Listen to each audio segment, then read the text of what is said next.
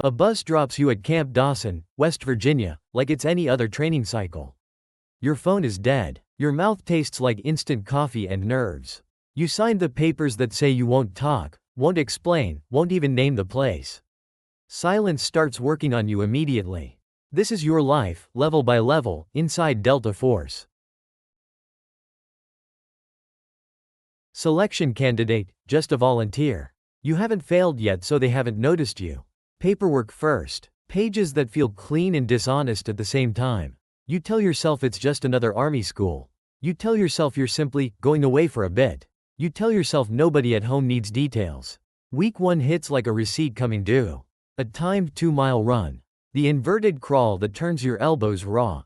A 110-yard swim, fully clothed, boots heavy as anchors.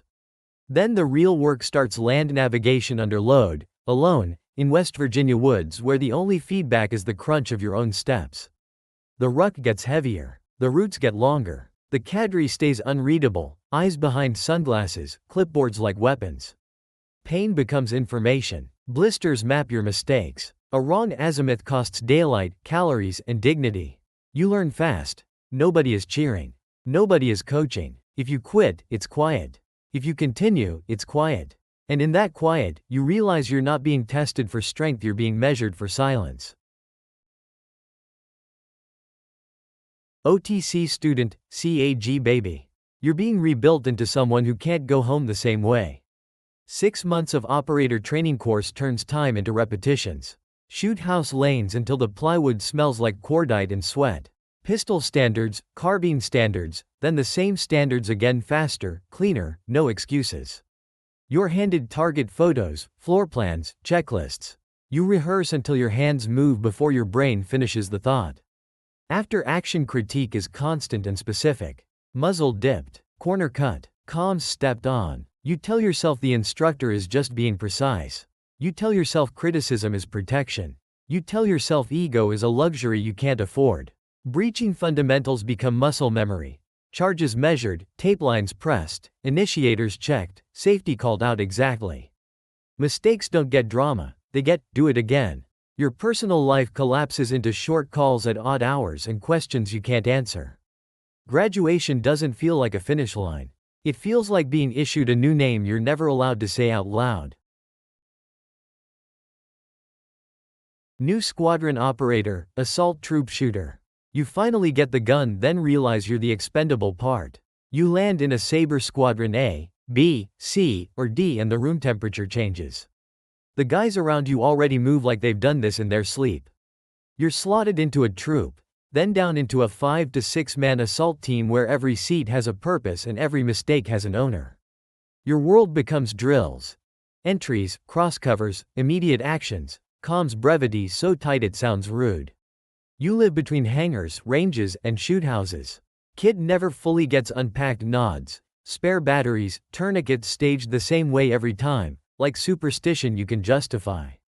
The tempo of 2001 onward turns training into a waiting room for flights. You tell yourself you're ready because you passed OTC. You tell yourself you belong because nobody has told you to leave. You tell yourself fear is just energy. Then you understand what new guy really means. You're the unknown variable in a machine that doesn't forgive variables, and the machine will keep running whether you do or not. Selection taught you to suffer. OTC taught you to perform. The squadron teaches you to disappear. And when you finally go downrange, the task force name changes like a mask. Say it wrong, and doors close. Level 4 HVT Raid Veteran, JSOC Task Force Assaulter. You rotate into the real machine night raids, target packets, and names that never hit paper. The flight line smelled JP-8 and hot breaks gets baked into you. Bagram, ballad, sometimes a windowless hangar in Kuwait where the clocks are wrong on purpose. You sit on a folding chair in full kit while a target packet slides across a table. Satellite photo, door count, last pattern of life update, a grainy face that's about to become the whole night. You stage the same items every time.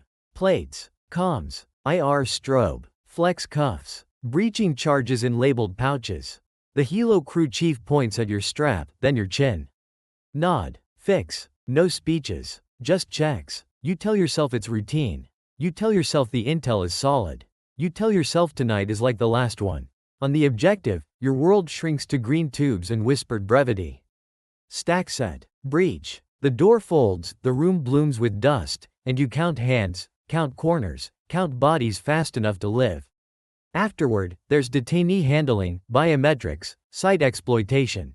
Hard drives bagged, SIM cards taped, photos snapped with a gloved thumb over the flash. You stop measuring nights by sleep and start measuring them by which faces you can't remember and which you can. Level 5 Team Sergeant, Team Leader, the 5 to 6 man kingdom. You stop being a trigger and become the person who decides where every trigger points. The briefing room is colder than it needs to be. A whiteboard, a grease pencil, a model of the compound built from foam and tape that smells like an elementary school project. Your guys sit in a half circle, knees bouncing, eyes flat, waiting for your version of the truth. You run rehearsals until the jokes die. You assign sectors, primary and alternate routes, contingency actions if the breacher goes down, if the comms drop, if the HVT bolts to the roof. You check everyone's kit like it's your own, tourniquets staged, nod mounts tight, chem lights placed, rounds counted. You tell yourself micromanagement saves lives. You tell yourself you can read your men. You tell yourself luck is just planning. Downrange, your radio becomes a second heartbeat. You're the one talking to the talk, translating chaos into clean words. You call the hold. You call the push. You decide when to take the extra 30 seconds for a second IR sweep and when to accept the risk and move. Leadership isn't a louder voice. It's carrying everyone's consequences in the same pocket as your map. Level 6 Black Cell Mission Lead, Compartmented Task Force Planner. You step behind the curtain where operations are built, hidden, and denied before they happen. The door takes a badge, then a code, then a second person watching you type it. Inside, the light is fluorescent and unforgiving. No windows. Just racks of radios, a wall of secure phones, and screens that show dots moving across satellite imagery like a quiet game with real stakes. You live on read-ins and need to know. You sign for material that comes in double-wrapped pouches and leaves in burn bags. You sit through VTCs where faces are blurred by compression and names are never used, only positions, only roles. You tell yourself compartmentation is discipline. You tell yourself distance makes you objective. You tell yourself you're protecting the force. Now your weapon is coordination. Airspace deconfliction down to altitude blocks and time on target. Partner force permissions. Exploitation teams staged to hit the site before dawn. Legal reviews, raw language, risk matrices that try to fit blood into boxes. You write the CONUP. You choose the infill method.